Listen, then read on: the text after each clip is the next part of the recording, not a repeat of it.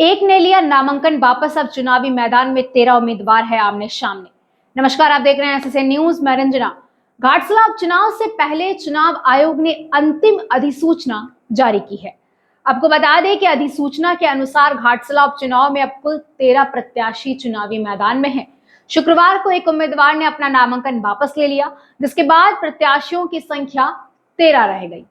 घाटशिला उपचुनाव के लिए कुल 17 प्रत्याशियों ने नामांकन दाखिल किया था, जिनमें 15 पुरुष और 2 महिला उम्मीदवार शामिल थी। नामांकन पत्रों की जांच के दौरान 3 प्रत्याशियों के नामांकन तकनीकी कारणों से रद्द कर दिए गए थे। इन प्रत्याशियों में निर्दलीय मालती टुडू, आपकी विकास पार्टी के दुखीराम मांडी और राष्ट्रीय सनातन पार्टी के मंगल मुर्मू शामिल है। आपको बता दें कि निर्दलीय प्रत्याशी विक्रम किस्कू ने अपना नामांकन वापस लिया। साथ ही उपचुनाव में कुल 2,56,352 मतदाता मतदान करेंगे। इनमें 1,25,114 पुरुष, 1,31,235 महिला, 3 ट्रांसजेंडर, 1 विदेशी मतदाता, 2,738 दिव्यांग मतदाता, 327 सेवा मतदाता, 18 से 19 वर्ष आयु वर्ग के 16,601 मतदाता और 85 वर्ष से अधिक आयु के 628 मतदाता शामिल है। मतदान के लिए कुल 300 मतदान केंद्र बनाए गए हैं, जो 231 स्थानों पर स्थित है। चुनाव आयोग ने उपचुनाव के लिए 3 प्रेक्षकों की नियुक्ति की है। इनमें राखी विश्वास सामान्य पर्यवेक्षक, गाजरा भोपाल पुलिस पर्यवेक्षक और दिलीप कुमार राठौड़ वह पर्यवेक्षक शामिल है।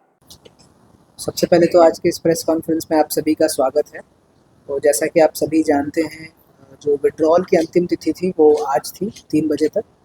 उसके पश्चात जो लिस्ट ऑफ कंटेस्टिंग कैंडिडेट्स हैं, निर्वाचन लड़ने वाले अभ्यर्थियों की संख्या 13 है, 13, और सभी अभ्यर्थियों को जो सिंबल अलॉटमेंट है वो भी कर दिया गया है और वो सिंबल उनको प्रदान भी कर दिए गए हैं। जैसा कि आप जानते हैं, 11 नवंबर 2025 निर्वाचन की तिथि है घाटशिला असेंबली के लिए, और 14 नवंबर को काउंटिंग वोट से, इससे भी आप सभी लोग वाकिफ हैं। जो हमारा इलेक्ट्रल रोल है उसमें थोड़े चेंजेस आए हैं, because last date of nomination से 10 दिन पहले तक फॉर्म 6 लिए गए थे। वर्तमान में घाटशिला असेंबली में 2,56,352 वोटर्स हैं, जो एक माइनर इंक्रीज है हमारे SSR के जो फाइनल पब्लिकेशन है उससे। बट अभी तक जो MCC के दौरान जो कार्रवाई की गई है उसमें 2.37 करोड़ वर्थ ऑफ गुड्स और कैश इंटरसेप्ट किया गया है, सीज किया गया है। उसमें कुछ जो है वो हो सकता है कि जांच के उपरांत लीगल पाया जाए, जिसको रिलीज़ भी कर दिया जाएगा जो निर्धारित प्रक्रिया है उसके अनुसार। हमारे घाटशिला असेंबली उपचुनाव के लिए जनरल ऑब्जर्वर, पुलिस ऑब्जर्वर और एक्सपेंडिचर ऑब्जर्वर की नियुक्ति भारत निर्वाचन आयोग के द्वारा की गई है और उसकी डिटेल्स आप सभी के साथ शेयर भी किए गए हैं। परमिशंस का यदि हम डेटा देखें तो वर्तमान में कुछ 29 हम लोगों के पास रिक्वेस्ट्स आए हैं परमिशंस के, चुनाव प्रचार वाहन इत्यादि के, जिसमें से 25 को एक्सेप्ट किया गया है, 1 को रिजेक्ट किया गया और रेस्ट जो हमारे पेंडिंग है। सी विजिल जो ऐप है MCC वायलेशंस को रिपोर्ट करने के लिए, उस पर वर्तमान में केवल 1 कंप्लेन हमारे पास आया है और वो उसकी जांच अभी चल रही है। जांच उपरांत आवश्यक कार्रवाई उस पर की जाएगी। इसके अतिरिक्त कोई MCC वायलेशन का अभी तक हमारे समक्ष मामला नहीं आया है, कोई कंप्लेन नहीं आया है। इसके अतिरिक्त यदि आप लोग कुछ जानना चाहें तो पूछ सकते हैं। एक कैंडिडेट ने अपना नाम विड्रॉल किया है। 14 कैंडिडेट से जो वैलिडली नॉमिनेटेड थे उसमें से एक कैंडिडेट ने अपना नाम विड्रॉ किया है, तो उनको जो है फॉर्म 7A से बाहर कर दिया गया है। भाजपा ठाकुर प्रत्याशी का जो नामांकन हुआ था उसमें बाइक वगैरह को लेकर नोटिस जारी, उसमें क्या? देखिए, बहुत सारे जो दल और अभ्यर्थी हैं उनके जो नामांकन जुलूस थे उसके विरुद्ध हम लोगों के पास कंप्लेंट्स आए हैं और RO को डायरेक्ट किया गया है कि वो सभी कंप्लेंट्स के विरुद्ध नोटिस इशू करके उनका जवाब प्राप्त कर लें। तत्पश्चात जो विधिक कार्रवाई होगी वो सुनिश्चित की जाएगी। जिन्होंने विड्रॉल किया उनका नाम है विक्रम किस्कू, वो निर्दलीय अभ्यर्थी थे।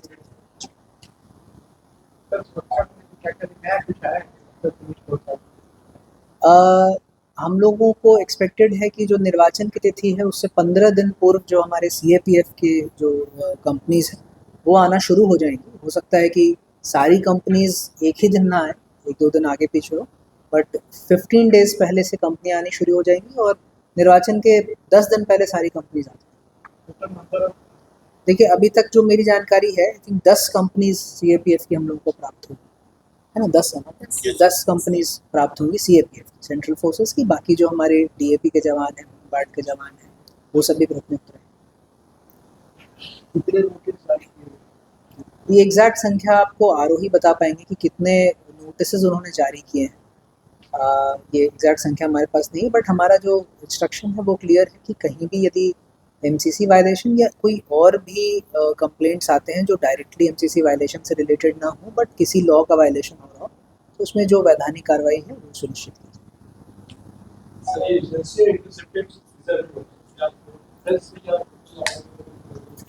देखिए टोटल सीजर्स जो है ना उसमें कई प्रकार के सीजर्स हैं। एक है कि डायरेक्ट कैश का सीजर है, एक है कि जो कैश ना हो लेकिन कोई और फ्रीबी हो या कोई और इलीगल आइटम्स हो, तो उन सभी का जो वैल्यू है वो जोड़ के आपका 2.37 करोड़ है।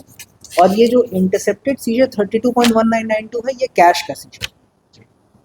यहाँ चावल बढ़ता है चुनाव में, उसका ग्रामीण क्षेत्र में बढ़िया बनता है।